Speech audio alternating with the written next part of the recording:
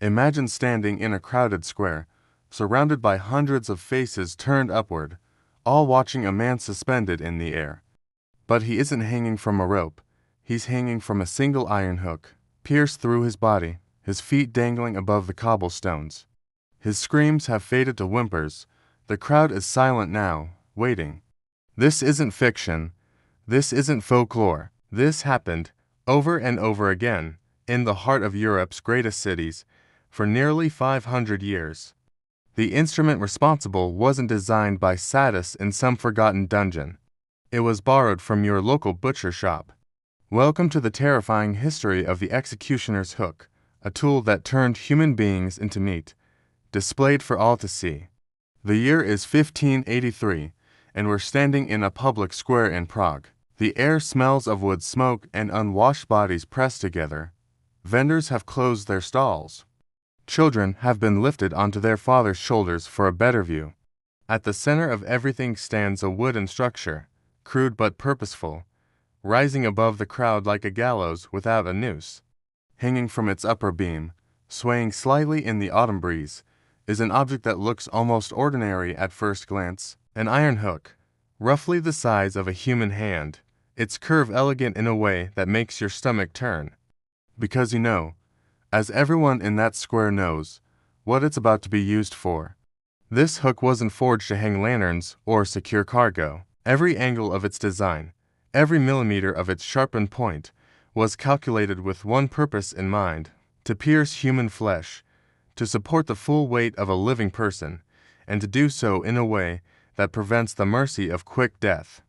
The executioner's hook, called the Flierhaken in German, wasn't invented by executioners at all. It was adapted. Walk into any medieval butcher shop and you'd see dozens of them lining the walls, each one bearing the weight of a pig carcass or a side of beef.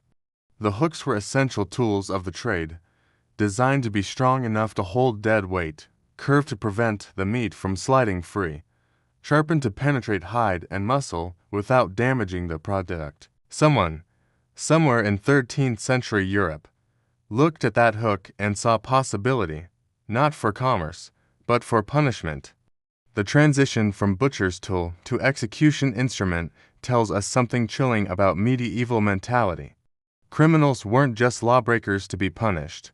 They were something less than human, reduced to carcasses to be hung and displayed like meat in a market, their suffering transformed into public commodity. The typical executioner's hook was forged from iron, measuring between 10 and 16 inches in length. The shaft had to be thick enough to support adult weight without bending or breaking under the strain. The curve had to be wide enough to engage the body securely. And the point, always the point, had to be sharp enough to penetrate skin, muscle, and sometimes bone, driven through a human being while they were still conscious, still aware of every sensation. Some hooks had a single point. Others, designed for particularly heinous criminals, had double or triple points arranged like the tines of a fork, ensuring the victim couldn't twist free, couldn't find any position that lessened the agony. These hooks were permanently fixed in place, bolted to wooden posts, attached to gallows beams, or mounted directly onto the exterior walls of town halls and weighing houses in major cities. In Amsterdam, they hung from the Waag in Dam Square, visible to every merchant, every traveler, every child passing through the heart of the city. They weren't hidden away in execution yards or prison courtyards. They were as much a part of the urban landscape as church bells or market stalls, a constant architectural reminder that the authorities possess absolute power over your body, your life, your death. But here's what makes the hook truly nightmarish compared to other execution methods of the period. A beheading with an axe, when performed by a skilled executioner, could end life in a single stroke. A hanging, if done correctly with the right drop distance, could break the neck and bring unconsciousness within seconds. Even burning at the stake, as horrific as it sounds, often killed through smoke inhalation before the flames consumed the body, the hook offered no such mercy. It was designed specifically for prolonged death, for suffering that could stretch across hours or even days, depending on where the hook entered the body and how deeply it penetrated. The executioner had choices to make, and those choices determined whether the condemned would die in minutes or linger until exposure, shock, or blood loss finally brought release. To understand just how calculated this cruelty was, we need to look at exactly how the hook was used and the terrible precision behind its application. If you found yourself gripping your seat, unable to look away from this dark corner of history, you're not alone. This channel exists to shine light on the stories that textbooks skip over, the truths that make us uncomfortable but demand to be remembered. Subscribe now and join thousands of others who refuse to forget what humanity is capable of, so we never repeat these horrors again. Because what comes next in this story will challenge everything you think you know about justice, civilization, and the thin line between order and barbarism. The insertion of the hook wasn't random. Every placement carried both practical and symbolic weight. In some executions, documented in city records from Nuremberg, Vienna, and Prague, the hook was driven through the victim's ribcage, entering from the side, just beneath the armpit. The executioner would feel for the gap between ribs, then drive the sharpened point through with a single forceful thrust.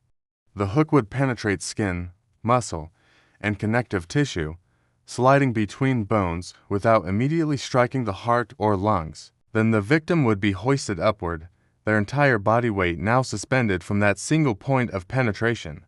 Imagine it, your body hanging sideways, the hook the only thing between you and the ground 8 feet below.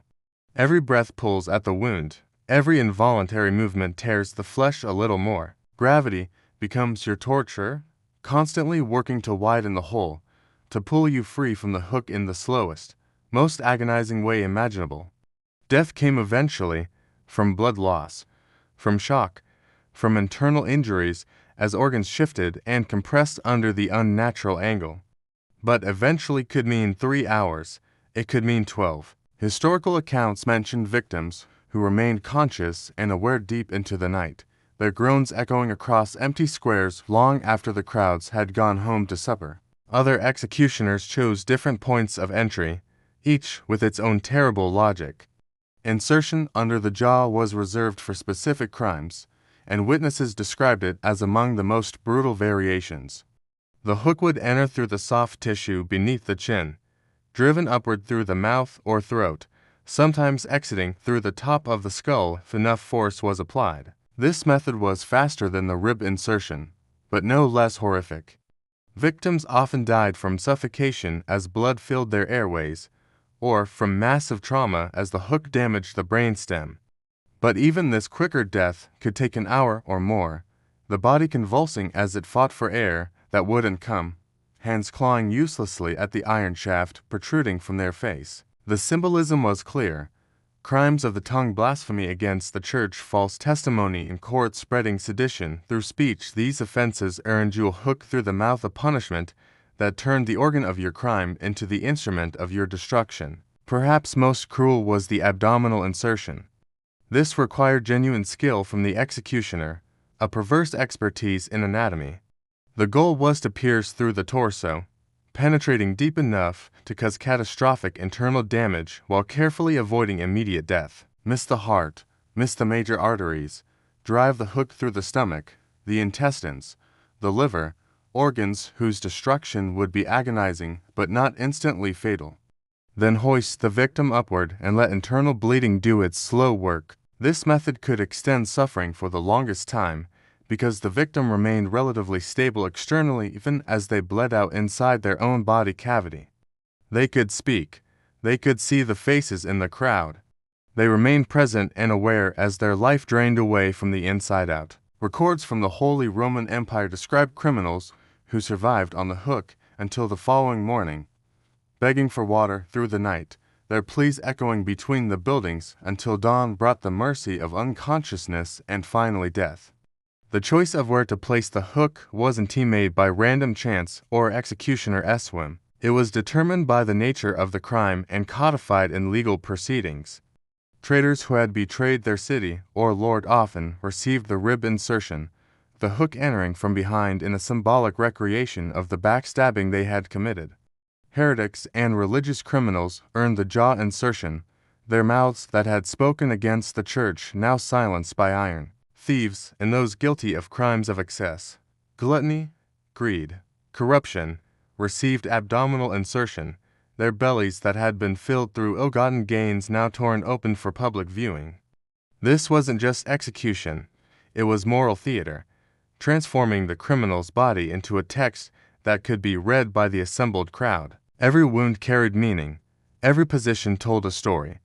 The dying criminal became a living sermon about sin and punishment, their suffering translated into a language of power and control that everyone present could understand without words.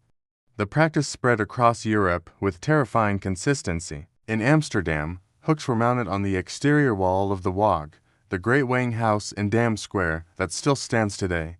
Criminals were suspended there in full view of the city's commercial heart, their bodies hanging above the very scales where merchants weighed goods for trade, an intentional juxtaposition of commerce and consequence. In Nuremberg, the hooks were kept in a tower called the Lagerfängnis, stored alongside wheels for breaking, pincers for tearing, and all the other implements of judicial torture that made the city notorious throughout Germany. During the religious wars that tore through Central Europe in the 16th and 17th centuries, both Catholics and Protestants used hooks against each other with equal enthusiasm, each side convinced that their enemies deserved maximum suffering for the crime of wrong belief. The most documented case occurred in 1535 in the city of Munster, during the aftermath of the Anabaptist rebellion. The Anabaptists had seized control of the city, declaring it the New Jerusalem and implementing radical religious reforms that terrified the surrounding Catholic territories. When the Prince-Bishop's forces finally retook the city after a brutal siege, revenge was swift and spectacular. The rebellion's leaders were captured alive.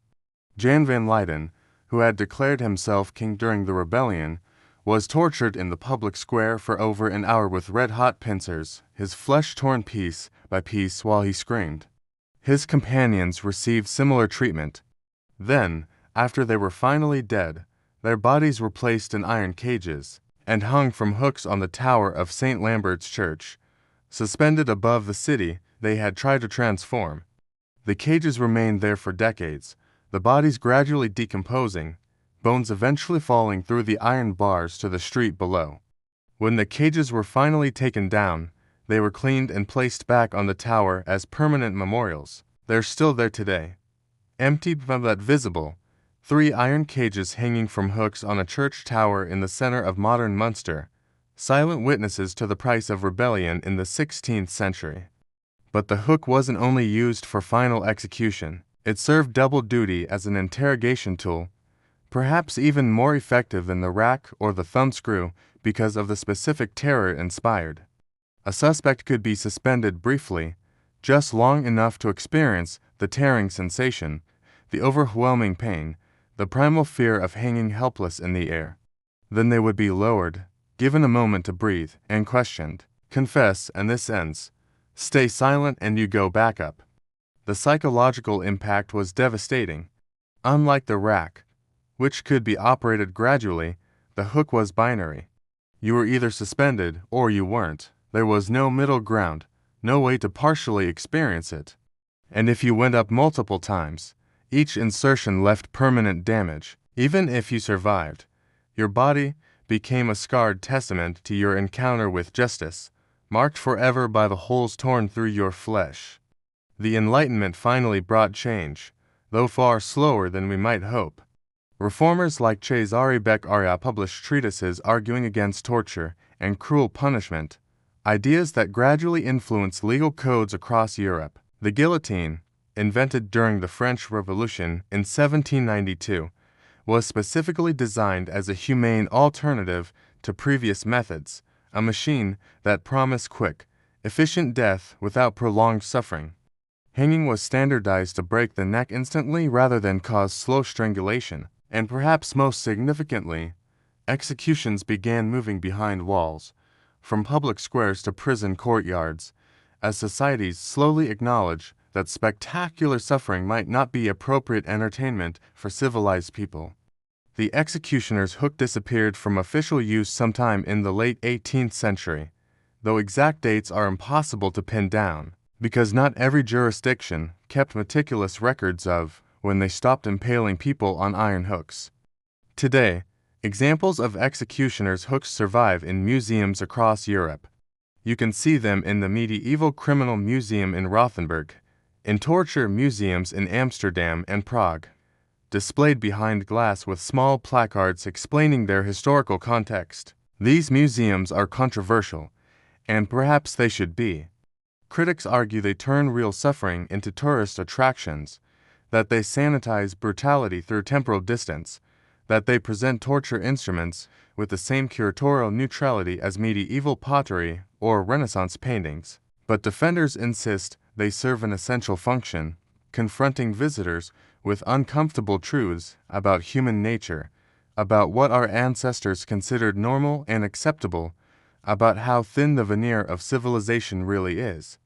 The executioner's hook forces us to confront a disturbing question. The people who designed these instruments, who forged them in workshops, who mounted them in public squares, who used them on living human beings, weren't monsters from another species. They were ordinary people, living in societies with rich cultural traditions, magnificent art and architecture, sophisticated legal codes and religious institutions. They went to church on Sundays. They loved their children. They celebrated holidays and mourned their dead. And they also gathered in squares to watch their neighbors die slowly on iron hooks, and they considered this normal, even necessary, a vital component of social order. If they were capable of such institutionalized cruelty while believing themselves righteous, what does that say about us? What horrors might we be participating in right now that future generations will look back on with the same disbelief and revulsion we feel toward the executioner's hook? Leave a comment below and tell us what you think. In an age where we're still debating the death penalty, prison conditions, and the treatment of criminals, what lessons should we take from the executioner's hook? And here's a harder question. If you had lived in 16th century Prague or Amsterdam, would you have joined the crowds in the square, or would you have stayed home? We like to believe we would have been different, that we would have objected, that we would have recognized the cruelty for what it was. But history suggests most people simply accept what their society tells them is normal. The executioner's hook isn't just a relic from the past. It's a mirror held up to human nature itself, reflecting our capacity for cruelty when we decide certain people don't deserve to be treated as human. And that mirror is still showing us truths we'd rather not see.